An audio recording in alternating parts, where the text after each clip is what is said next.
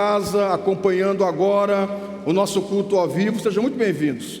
Todo esse dia, nós, como sempre, transmitimos os nossos cultos, muita gente acompanhando as nossas transmissões e agora uma grande audiência também em vários lugares acompanhando o nosso culto. Nós temos irmãos, inclusive, de muitos países que acompanham o nosso culto. Então, que coisa boa por isso. Obrigado a esse louvor tão gracioso. Pessoal do louvor, temos cadeiras aqui dos lados para você sentar. Qualquer coisa que você precisar chamar para pregar, vocês já estão aí no ponto aí, tudo preparado. Meus irmãos, para nós ganharmos tempo, eu quero convidá-los para 1 Coríntios, capítulo 11. E minha intenção com vocês é ser bem didático nessa tarde. Quero discorrer com vocês sobre a instrução quanto à ceia. 1 Coríntios 11, que é o texto da ceia. Alguém no data, por favor, para colocar, ok? Tati, está lá? Isso? Ok. 1 Coríntios capítulo 11, a partir do 1 até o último texto desse trecho, não é? Que é o verso 34. Eu quero fazer uma leitura de todo o texto e depois eu quero discorrer com vocês. E aí na próxima ceia também, em algum momento eu quero voltar nessa pregação, porque ela é vasta, para nós seguirmos sobre as instruções do apóstolo Paulo quanto à ceia. Vamos à palavra do Senhor. 1 Coríntios capítulo 11, versículo 1. Nisto, porém, quero vos dizer, não vos louvo, porquanto vos ajuntais, não para melhor, senão para pior. Porque antes de tudo ouço que quando vós ajuntais na igreja, há entre vós dissensões, e em partes o creio. E até importa que haja entre vós heresias, para que os que são sinceros se manifestem entre vós. De sorte que quando vos ajuntais num lugar, não é para comer a ceia do Senhor, porque comendo cada um toma antecipadamente a sua própria ceia, e assim um tem fome e o outro embriaga-se. Não tendes porventura casas para comer e beber? Ou desprezais a igreja de Deus e envergonhais os que nada têm? Que vos direi? Louvar-vos-ei? Nisto não vos louvo, porque eu recebi do Senhor o que também vos ensinei, que o Senhor Jesus, na noite em que foi traído, tomou o pão, e tendo dado graças, o partiu e disse: tomai, comei, isto é o meu corpo que é partido por vós, fazei isso em memória de mim. Semelhantemente também, depois de cear, tomou o cálice, dizendo: este cálice é o novo testamento no meu sangue. Fazei isso todas as vezes que o beberdes em memória de mim. Porque todas as vezes que comerdes deste pão e beberdes esse cálice, anunciais a morte do Senhor até que ele venha. Portanto, qualquer que comer este pão ou beber o cálice do Senhor indignamente, será culpado do corpo e do sangue do Senhor. Examina-se, pois, o homem a si mesmo, e assim coma deste pão e beba deste cálice, porque o que come e bebe indignamente, come e bebe para a sua própria condenação, não discernindo o corpo do Senhor. Por causa disto, há entre vós muitos fracos e doentes, e muitos que dormem. Porque se nós nos julgássemos a nós mesmos, não seríamos julgados. Mas, quando somos julgados, somos repreendidos pelo Senhor, para não sermos condenados com o mundo. Portanto, meus irmãos, quando vos ajuntais para comer, esperais uns pelos outros. Mas se alguém tiver fome, coma em casa, para que não vos ajunteis para condenação. Quanto às demais coisas, ordená-la-eis quando for convosco. Essa é a palavra de Deus. Essa é a palavra de Deus. Queridos, a igreja de Corinto, eu acho que eu citei hoje pela manhã em algum dos cultos, ela foi iniciada pelo apóstolo Paulo. O apóstolo Paulo foi o pastor que começou a igreja, pastoreou essa igreja por algum tempo, deixou instruções, deixou um outro pastor e foi seguir a obra do apostolado, que era abrir igrejas por toda a Europa. O apóstolo Paulo, vocês sabem disso, o apóstolo Paulo era o apóstolo aos gentios.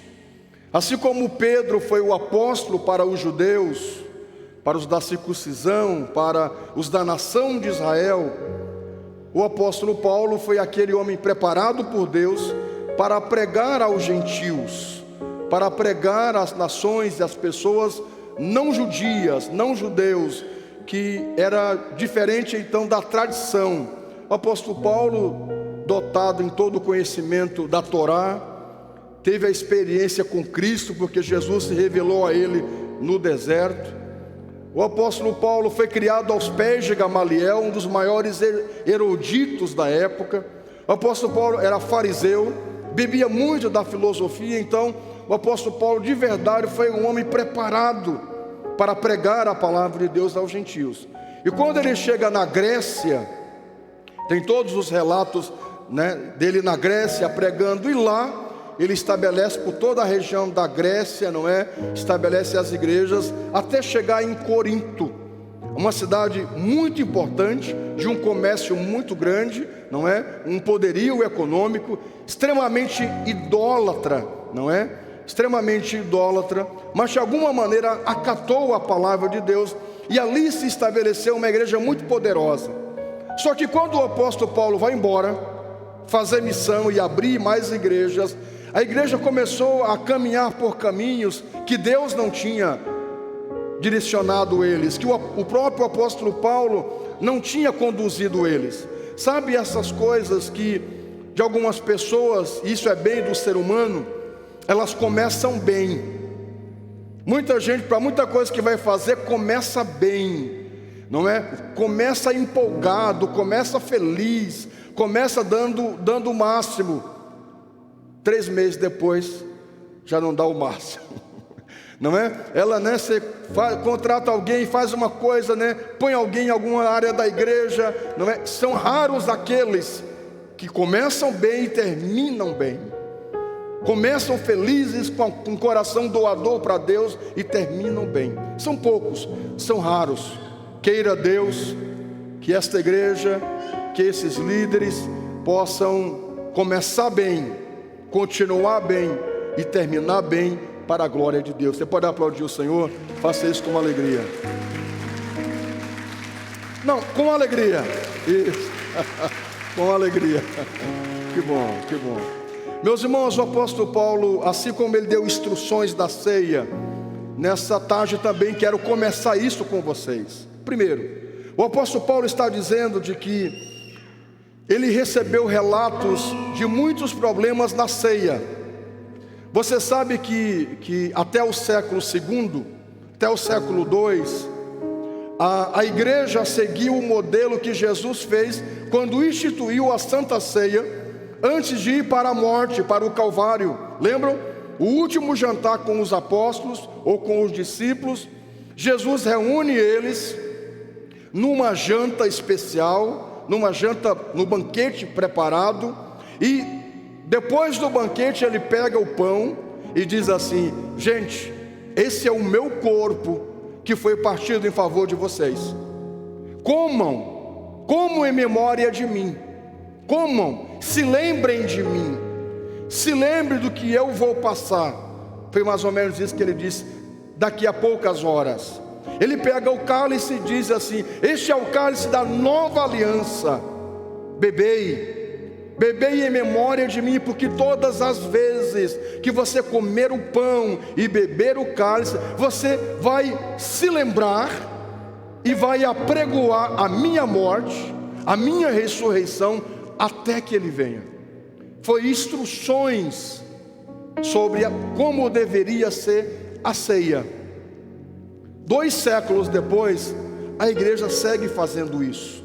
E como era feita? era preparado um jantar. Até o primeiro século, a igreja alcançou, como foi no Brasil, quando a igreja, os primeiros missionários vieram para o Brasil, começaram com as classes mais humildes, os lugares mais simples. Foram as primeiras a serem alcançadas. Hoje, a igreja alcançou todas as classes, inclusive aquelas que não são convertidas. E isso pode ser um problema, não é? Isso pode ser um problema porque as pessoas, elas vêm para a igreja não realmente porque eles querem a Jesus. Eles vêm para a igreja porque são cantores, perderam a fama, e aí na igreja, sabe? Quer ter fama na igreja. Isso é um problema, não é? Até o século II, a igreja promoveu o jantar ou um almoço. É isso que eles faziam, se reuniam, e eram os irmãos mais simples, não é? Até o primeiro século, a classe alcançada eram os irmãos mais humildes, os trabalhadores. Raramente tinha um soldado romano que se convertia a uma outra pessoa, mas era o povão que se converteu. A maioria dessas pessoas no império, inclusive escravos, eles não tinham comida em casa, eles não tinham uma boa refeição em casa. Então uma igreja promovia isso, como nós fizemos nesses dias. O projeto Nações em Ação, que é o nosso projeto social, que atende mais de 40 crianças em estado vulnerável. A gente não pode atender mais as crianças. Nós mobilizamos vocês, a igreja, demais parceiros, e conseguimos mais de 1.100 cestas básicas. Quero ver a prefeitura fazer isso, a assistência social da cidade. A igreja faz isso. E nós não só demos as cestas básicas para as famílias do projeto. Nós atendemos e demos mais de 1.100 cestas básicas num dia, sem interesse em outra coisa, no interesse em alimentar o faminto, em alimentar o próximo. A igreja sempre promoveu isso, desde a sua constituição. Então muitos desses irmãos, a maioria deles, queridos, não tinham que comer em casa. Eles não tinham uma boa refeição. Pode fechar essa porta aí, nosso irmão, ele está, coitado do nosso diretor, ele está quase encorujado. Tem misericórdia desse homem. Viu? Dá um cobertor para ele. Está circulando o ar bastante na volta. Escute uma coisa, queridos.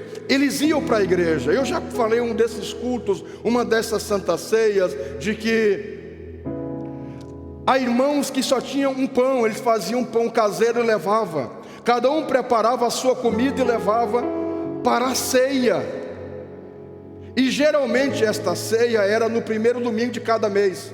Era no domingo que eles faziam isso, no chamado Dia do Senhor. E o nome desse dia, uma vez por semana, quando promoviam esse movimento, era chamado de o culto da fraternidade, o culto do amor, ou o culto ágape, não é? Esse culto da fraternidade, onde o irmão plantava mandioca, ele só tinha mandioca na terra dele, então ele trazia mandioca.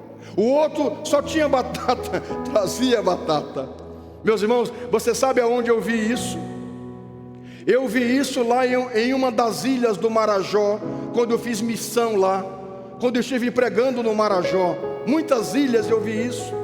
Teve uma ilha que eu fui pregar lá, que tinha irmãos que passavam um dia inteiro numa canoa com a família. Ele saía 5 da manhã com a esposa, os filhos, remando para poder chegar às 7 horas da noite no culto. Aí ele pousava na igreja, dormia na igreja ou na casa do pastor, e aí na segunda-feira ele ia embora às 5 da manhã. Passava o dia inteiro remando no rio para chegar na igreja. O ônibus deixa aqui na porta da igreja, né? O ônibus deixa aqui na porta da igreja. Você vem no seu carro e mesmo assim tem gente que tem dificuldade para vir na igreja. Que pena, não é? Na hora do ofertório, meus irmãos, você pensa, eu pregando aqui assim, ó. Eu prego aqui, o que eu vejo aqui na minha visão, a igreja é vidraçada, eu vejo os carros passando, eu pregando, e eu via os botos pulando. Os botos pulando, os peixes saltando. É uma visão maravilhosa. A igreja de Tábor, de palafita, viu os peixes passar debaixo assim do altar. E os marajoaras, aqueles irmãos, né? Porque os que moravam no Marajó chamados marajoara. E aqueles marajoaras, os irmãos cheios do Espírito Santo. Quando eu cheguei lá com o meu terno 6 botões, eu fiquei até com vergonha e tirei. Sabe na época do terno 6 botões? 3 de cada lado. Alguém pegou essa época? O Dr. Schneider é né? O oitentinho, ele sabe disso, não estou brincando. O terno 6 botões. Botões dourados, né? Eu tinha mandado fazer um terno azul piscina. Meu Deus do céu. De linho puro. 65 quilos. Virado de nariz e orelha. Era uma visão terrível. Eu pregava pelo Pará com aquele terno azul piscina, 6 botões dourados. Quando eu cheguei lá, meus irmãos, o pastor me mostrou a igreja, eu tirei o terno. Eu disse, não, mas nem combina esse terno, né? Tão simples o lugar, não quero constranger ninguém. Eu tirei o terno. Um calor também, um calor terrível. Tirei o terno. E quando eu comecei a pregar naquela igreja, aqueles irmãos davam o pulo dessa altura. Me emocionei. Aqueles irmãos davam o pulo sentado assim, ó, e eles choravam, eles vibravam. Meu Deus, os melhores cultos. Eu tinha vindo de uma grande catedral em Belém, 6.000 pessoas que eu tinha pregado. Me deram uma oferta. Hoje eu deveria ser 15 mil reais. Me deram, eu não pedi oferta. Eu ia nas igrejas, eu não cobrava e não pedia oferta. Eu tinha as minhas fitas VHS. Lembra da fita VHS? Fita cassete. E eu vendia as minhas fitas de pregação. É isso que eu tinha, vendia as minhas fitas. Pastor, quando o senhor cobra? Não cobro. Eu levo o meu material. Se vendeu, vendeu. Se o senhor quiser me abençoar, eu vivo disso. Quiser me abençoar, amém. Se não, meus irmãos, eu tinha vindo dessa igreja, terminou o culto, eles ficaram encantados com a glória que foi. O pastor me chamou, uma igreja muito poderosa, grande, me abençoou. Eu cheguei nessa igreja, metade do que eu tinha arrecadado lá, eu deixei para o pastor. Meus irmãos, ele levava 2 anos para arrecadar o que eu deixei lá. Eu deixei 6 mil reais. Mas coitado, ele levava uns 2 anos para arrecadar o que eu deixei de oferta. Meus irmãos, quando foi para ele vir até mim e me dar uma oferta, eu fiquei com vergonha, bichinho dele. Ele disse, pastor, não sei o que fazer. Eu digo, capaz. Aí ele pegou, me alcançou. É como se fosse hoje os 200 reais. Aí eu digo, eu recebo porque o senhor está abençoando o homem de Deus. Mas também quero lhe abençoar. Aí eu fui na minha pasta, eu tinha vindo daqueles dias, porque eu emendava uma conferência uma na outra. Foi na minha pasta e disse, eu acabei de receber uma oferta de uma igreja muito grande lá em Belém, e eu quero lhe abençoar. Ele caiu de joelho no chão. Pastor, o que é isso? Mas o mais interessante foi na hora do ofertório, quando o pastor disse assim, vamos ofertar ao Senhor. Aqueles irmãos, sabe, feliz, alegre. Gente, eu nunca tinha visto isso na minha vida. Começaram a vir com peixe, com pato, com litro de açaí, com farinha, com camarão. Eu olhei para o pastor e disse, como assim? Cadê a oferta? Não, pastor, é o que eles têm. A turma oferta o que eles têm. Quase ninguém aqui recebe dinheiro. Eles são pescadores, né? Tem a terrinha lá. Quase ninguém aqui tem dinheiro. A gente vive assim. Nossa, meus irmãos, o pastor preparou uma mesa. Eles começaram a depositar. Eles vinham chorando e eu chorava aqui. Eu nunca tinha visto isso na minha vida. Sabe o que alguém vinha com um litro de açaí, cantando com alegria? Aquele açaí, né, Suela? Tem a Suela aqui no Pará, né? Aquele açaí vermelhinho, sabe? Oh, maravilha! Eles iam com peixe assado, depositavam na mesa, saiu chorando. Eu comecei a ver aquilo e me espantei. E eu confesso que comecei a chorar de alegria. Eu nunca tinha visto um povo ofertar aquilo ali. Eu confesso que eu saí muito renovado daquela ilha que eu fui pregar lá no Marajó. Era mais ou menos isso que acontecia há 2000 anos atrás com a igreja. Os irmãos se reuniam, cada um trazia o que tinha. Colocava numa grande mesa, tinha o culto, adoravam, cantavam, celebravam, faziam a ceia com pão e com suco, com vinho, faziam antes ou depois desta refeição. A ceia se fazia ou antes, não é, de comerem, ou depois de comerem. É certo que tinha os dois elementos, a ceia e o banquete, a comida. E esse era o domingo, que a maioria do povo que não tinham que comer uma carne, um cordeiro, podia comer. Que coisa linda isso! Isso foi por algum tempo. Depois a igreja, o apóstolo Paulo começou a dizer a eles: vocês quando estão se reunindo, vocês não estão se reunindo para o bem, vocês não estão se reunindo para o melhor, vocês estão se reunindo para pior. Meus irmãos, a nossa vinda à igreja deve proporcionar em nós uma melhora. Se você, antes de vir para esta igreja, era de um jeito e continua do mesmo jeito, nós não estamos melhorando no aspecto do cristianismo. Se eu e você nos convertemos, estamos na igreja, vindo domingo após domingo, e as nossas manias, e o nosso jeito de ser, e as nossas vaidades, e o pecado continua o mesmo na nossa vida, aquilo que pensamos sobre a vida, sobre Jesus, sobre o Evangelho, sobre ser igreja, continua a mesma coisa. Nós não estamos nos reunindo para melhor, mas para pior. Porque é pior aquela pessoa que não conhece a verdade e está enganado, do que a pessoa que acha que conhece a verdade, ou conhece a verdade e não obedece. São os demônios que Jesus diz que eles conhecem tanto a palavra de Deus, que eles estremecem, mas eles não obedecem. Então, queridos, a nossa vinda à igreja, nós precisamos melhorar. Eu pensava assim, escutei uma pregação, escutei uma palavra. Não, gente, preciso mudar. Isso é um sinal que estamos nos reunindo para melhor. Você imagina um grupo de louvor, que era um grupo há 5 anos atrás, quando começaram a cantar, era de um jeito. 5 anos depois, esse grupo tem que estar melhor. Mas estou cantando pior ainda. Mas estou cantando mais desafinado. Mas estou cantando mais sem sintonia. Barbaridade. Não, na verdade eles devem melhorar. Eles só se olham e já se conhecem e já sabem. Você entende? Isso é um sinal de que esse grupo cresceu. Assim somos nós na casa de Deus. Quando nós nos reunirmos, precisamos nos reunir e sairmos melhor do que nós entramos.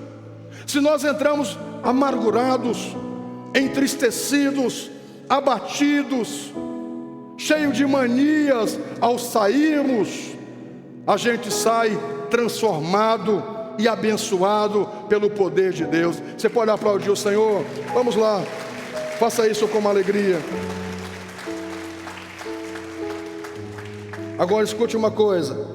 O apóstolo está dizendo o seguinte: eu estou sabendo que no meio de vocês, quando vocês estão juntos, está havendo dissensões. Quando vocês se ajuntam, está havendo entre vocês dissensões. E em partes isso é bom que aconteça. Por quê? Para mostrar quem é quem. Queridos, essa pessoa que diz assim, eu não vou para a igreja porque lá tem fofoqueiro, porque lá falo da gente. Eu não vou para a igreja porque lá tem, não sei, isso e aquilo. Querido, você nunca irá frequentar uma igreja se pensa assim. Por quê?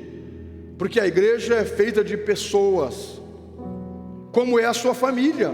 Você vai me dizer que na sua família só tem gente 10? Gente joia? Se for assim, parabéns, a sua família está salva. A sua família é só love, só gente querida, nunca deu nada. Se nas nossas famílias existem os transtornos, se entre o núcleo, marido, esposa, filhos, às vezes dá desacerto, que é o núcleo mais fechado que possa existir. Você imagina então pessoas totalmente diferentes. Nós não podemos pensar assim. Ah, eu não vou para a igreja porque isso e aquilo. Meus irmãos, a igreja é feita de pessoas. Por que será, pastor, que na igreja às vezes tem dissensões? O apóstolo Paulo responde: para que entre vocês se manifestem quem é conversador mesmo. Para vocês se manifeste quem é paciencioso. Para que em vocês se manifeste quem é que realmente perdoa. Para que em vocês se manifeste quem são os sinceros, quem são os verdadeiros, quem são aqueles que realmente ouviram uma palavra para perdoar, para considerar, para suportar o outro. É necessário até que haja entre vocês. E escute uma coisa: chegou um momento que a igreja começou a ter partidarismo. Isso é um problema. Eu só vou para a igreja, eu só gosto de ir quando... Você pode ter assim, queridos, uma preferência. Não é errado. Eu gosto mais quando aquele ministério de louvor canta, não sei porquê, eu tenho uma sintonia. Eu gosto muito quando aquele pregador prega, isso é bom, isso não é pecado. O problema é assim: liga para a igreja, quem é que prega às 17 horas? Pastor Pedro. Lá vem, não. Quem é que prega às 19? Pastor Pedro. Qual é a escala do mês que vem? Pastor Pedro. Só mês que vem agora para ir para o culto. Você entende isso? Quando a pessoa ela escolhe o culto conforme o pregador, conforme o louvor, a pessoa não vem porque a palavra vai ser pregada. Não, é aquele irmão que está pregando hoje lá, barbaridade. Meu irmão, é a palavra de Deus. Deus usa cada um conforme Ele quer, e a palavra que está sendo ministrada, você e eu podemos até ter uma tendência de dizer: eu acho legal, eu gosto quando esse irmão prega, quando essa irmã canta. Mas se eu estou aqui e o outro está cantando e está pregando, eu estou recebendo. Esse deve ser o nosso coração. Chegou um momento que essa igreja começou a dizer assim: eu não gosto quando o apóstolo Paulo prega, porque eu gosto quando Pedro prega. Eu sou de Pedro. Eu prefiro os ensinamentos de Paulo. Não tem esse texto? Uns são de Paulo, uns são de Pedro. Bom mesmo, sabe quem é mesmo ungido para a gente ouvir? É Apolo. Porque Apolo tem uma veemência na fala, uma dicção. Ele tem um jeito de se expressar que o bom mesmo é Apolo. Não, o bom mesmo é Críspito. As traduções mais antigas do grego não apontam Cristo, mas um tipo de um Críspito que era um outro pregador. Não era nem Jesus aqui, embora alguns podem dizer, não é, que possa ser o próprio Cristo mesmo. Não, eu sou de Jesus, como aqueles assim, os mais santos. Tu é de Paulo, tu é de Pedro, tu é de Apolo. Eu sou de Deus, eu quero é Deus. Só que diziam isso não de coração, mas diziam isso como uma suposta espiritualidade. E confesso para vocês, para mim, as pessoas mais perigosas na minha vida são aquelas supostas espirituais, que tudo é Deus, que tudo é o Senhor. Eu estive uma vez está aqui o vereador Alexandre Vargas, a esposa, não é, que estão pleitando a política, não é? Vereador, eu tive uma vez com uma família orando. Eles estavam na política, e a irmã, a própria esposa profetizou para o marido que ele ia ganhar a eleição. E esse que te digo, eu junto assim, e nós íamos orar por eles, e ela que profetizou para ele: eis que meu servo, eu te digo que tu vai ganhar esta eleição. Mistério. Eu fiquei assim. E aí depois que eles oraram e ela veio, nós paramos ali: pastor, agora o senhor ora? Eu oro. Aí orei para que Deus desse graça, fizesse o melhor, tomasse a frente. Depois ela disse assim: o senhor crê que ele vai ganhar a eleição? Eu digo: não creio. Como assim? Eu digo: ele não tem base política. Ele não tem base. Assim, não é pessimismo, mas eu não quero decepcionar, mas sinceramente, vocês estão pedindo a minha opinião, não é? Sinceramente, ele não vai ganhar. Talvez ele ganhe uns 400 votos, 500 votos, muito, mas não tem uma base política. Alguém para ir para a política tem que ter uma base. seja uma comunidade, seja ou uma história, ou então muito dinheiro, ou uma coisa ou outra, mas do nada não faz. Ah, o senhor não crê em Deus. O senhor não viu que Deus acabou de me usar? Eu digo, se foi Deus eu não sei, minha irmã, assim mas é muito suspeito. Me perdoe, mas assim, é Deus, e o senhor vai ver. Eu digo, então nós vamos ver. Nós vamos ver então. É Deus, pastor, é Deus. Eu digo, eu acho que não seja. Aí é o meu discurso. Esta semana alguém veio metendo Deus no meio numa história. Eu disse assim, o que eu vou dizer? Quando você mete Deus no meio, eu me calo. Você entende? Eu vou discutir com Deus. Alguém chega assim e diz, pastor, Deus está dizendo que não vai chover. Eu digo, bom, está tudo certo que vai chover. Já está chovendo, mas a pessoa meter Deus no meio, né? Eu me calo. Essa semana aconteceu isso. Vi uma pessoa, pastor, isso aqui. Eu digo, pois é, gente. Não, mas Deus. Eu digo, acho que não. Deus não está nisso, mas Deus. Eu digo, bom, então, meus irmãos, eu me calo porque você está metendo Deus no meio. Essa irmã, sabe, supostamente espiritual, ungida, profetizando para o próprio marido, meu servo, sabe? É a história da irmã que, né, estava dormindo o casal, a esposa caiu da cama sonhando. Quando saiu da cama fez uma brincadeira, eis que meu servo, não sei o que. E ele, para de brincadeira, mulher, eu conheço a voz do meu Senhor, eu conheço a voz da minha senhora, volta para a cama. Eu conheço a voz do meu Senhor e também conheço a voz da minha senhora, volta para a cama, para de graça, sabe? Então escute uma coisa, quando diz no aspecto da suposta espiritualidade, bom, aí é um problema, não é? A gente não mete Deus. Havia essas divisões na igreja, e tinham aqueles mais espirituais, sabe? Os mais supostamente ungidos, só que não eram ungidos genuínos. Por quê? Porque na hora da ceia, esses não esperavam uns pelos outros.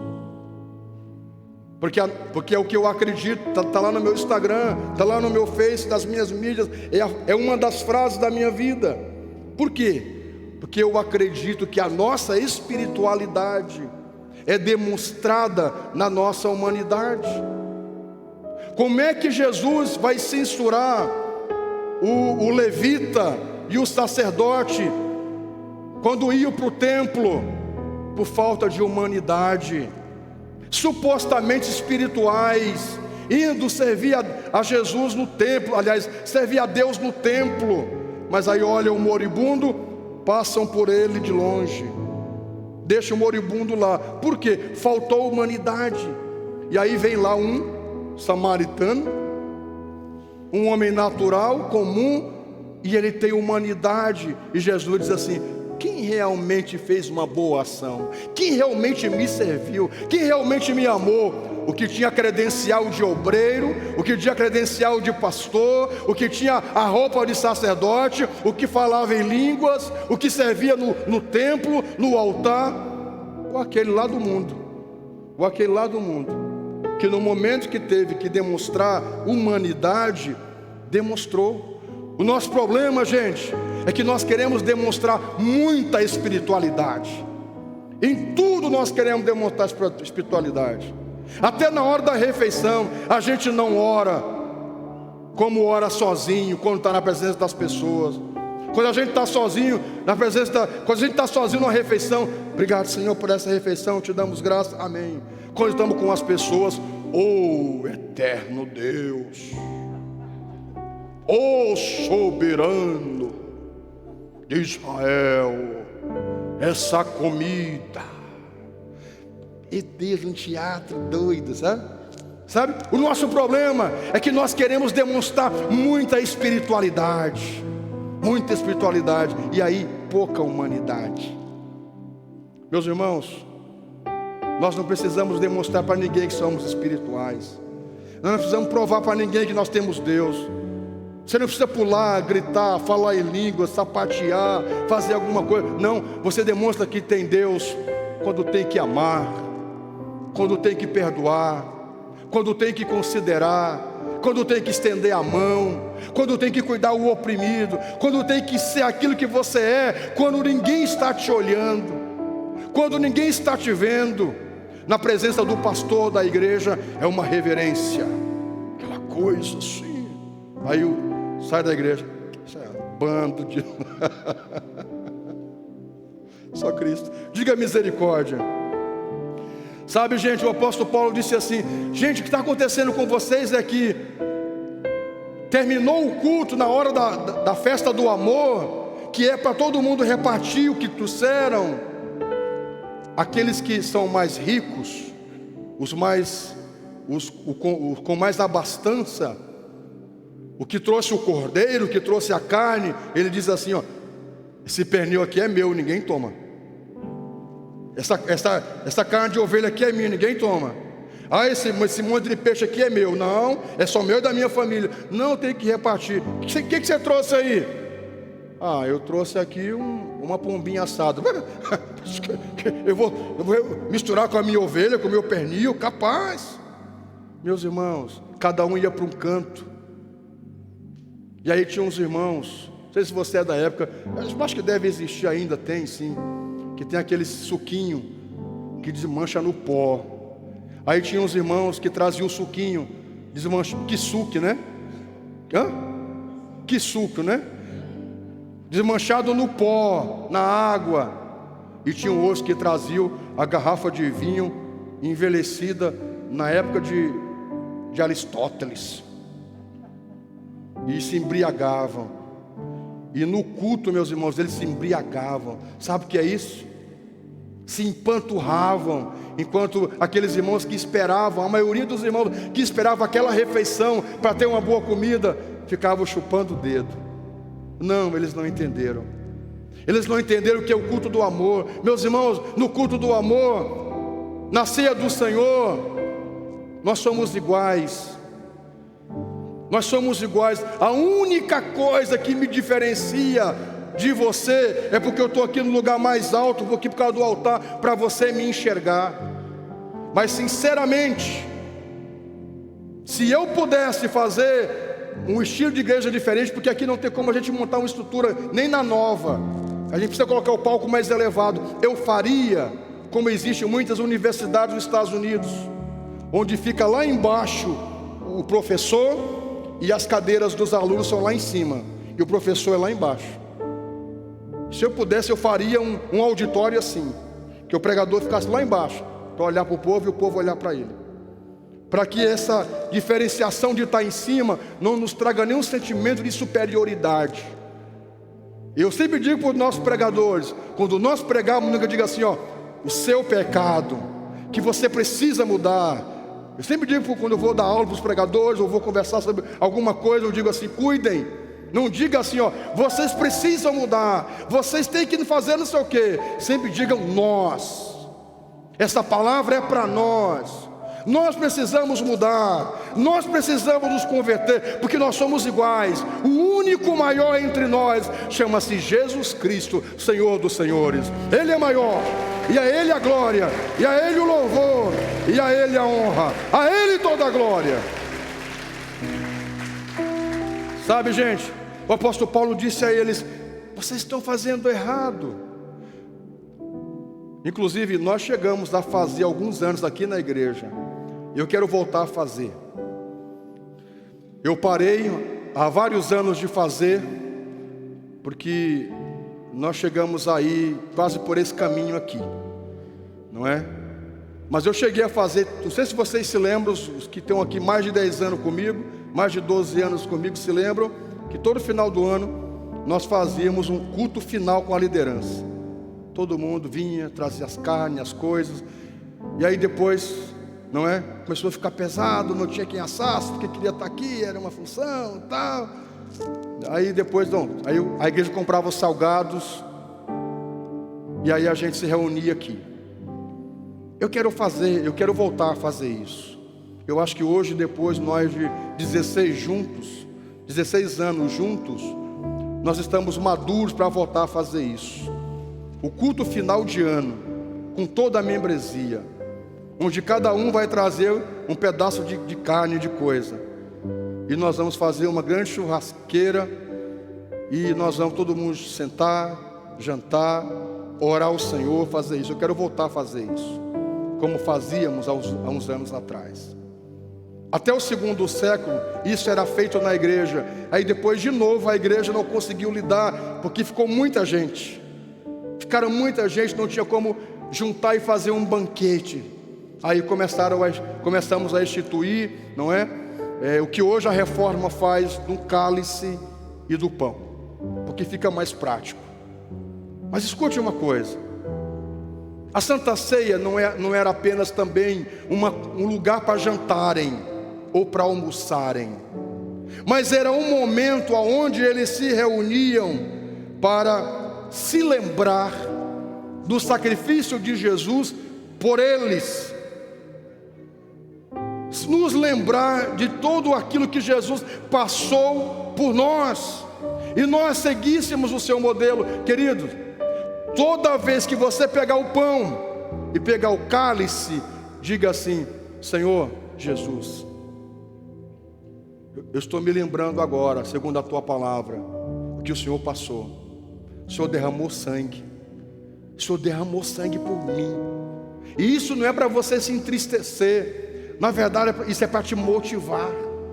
Quando você pegar o pão, se lembre assim: Jesus, teu corpo foi rasgado, tua carne foi dilacerada por amor a mim. Eu merecia ter derramado sangue, eu merecia ter a carne dilacerada, eu merecia ser crucificado, mas o teu amor foi muito maior. Obrigado, Senhor. Hoje eu quero renovar a minha aliança contigo. Então, escute uma coisa: a Santa Ceia é um lugar onde é um momento onde você precisa e eu nos lembrarmos daquilo que Jesus passou. E escute uma coisa: o que estrutura, diz a psicologia, uma das coisas que estrutura o ser humano são as suas memórias. São as suas memórias.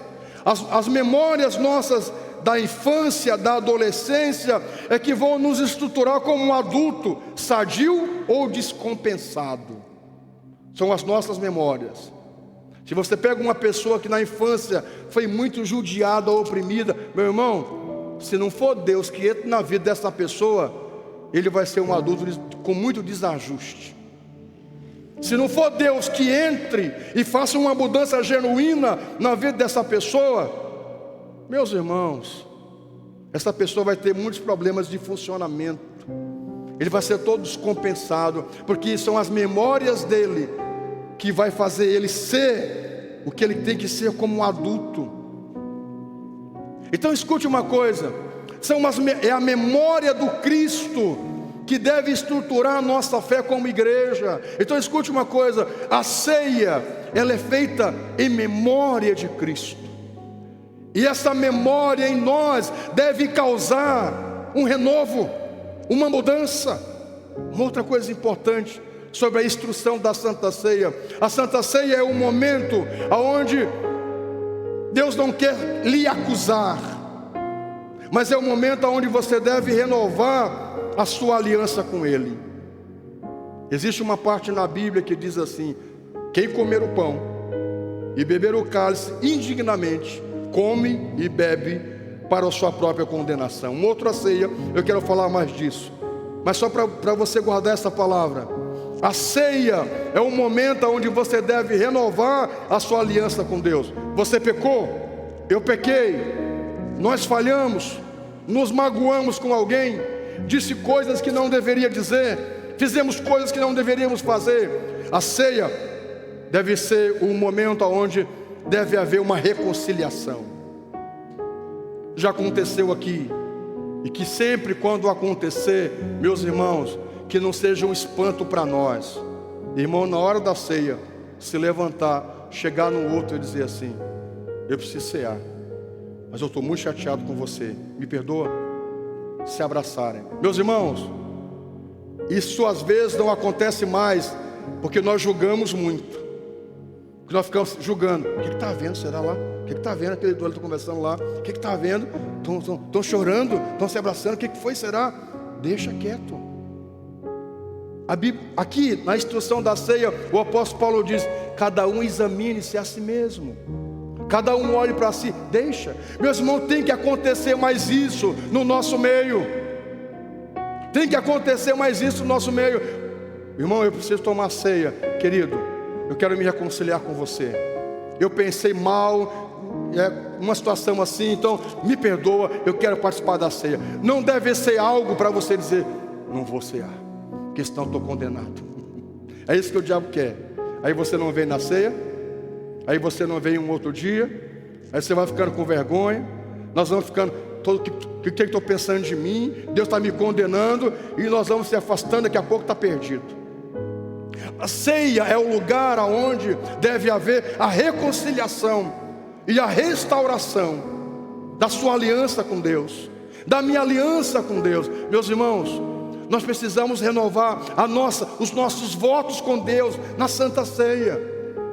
Se você parou de fazer algo para Deus, para a obra de Deus, nesses tempos, esse é o dia de você voltar a servir a Deus em alguma área do ministério. Se você era um instrumento que cooperava para o reino, esse é o momento em que você deve fazer isso. Se você parou de dizimar, de ser um semeador, esse é o culto para você dizer: Senhor, me dá graça, eu quero voltar com uma alegria a dizimar, a ofertar, a semear. Se você estava desacreditado, sem esperança do porvir, esse é o culto para você dizer: Senhor, renova as minhas forças para mim continuar. A ceia é o lugar aonde Jesus renova, através do seu Espírito, as nossas forças. Você pode aplaudir o Senhor? Vamos lá, faça isso com alegria. Que Deus abençoe essa igreja, que Deus abençoe nossas vidas, que as instruções da ceia seja para nós uma instrução válida, que possamos hoje aqui fazer um culto racional ao Senhor. Se reconcilie com a sua família, com a sua casa, se reconcilie com Deus primeiramente. Se alguém aqui afastado da comunhão da igreja, da comunhão do Senhor, hoje é o dia de você se reconciliar com o Senhor. Aonde você estiver aí, faça isso e se lembre que Jesus morreu por você, para que você tivesse, e eu, vida e vida com abundância. Amém? Vamos colocar em pé, vamos orar em nome do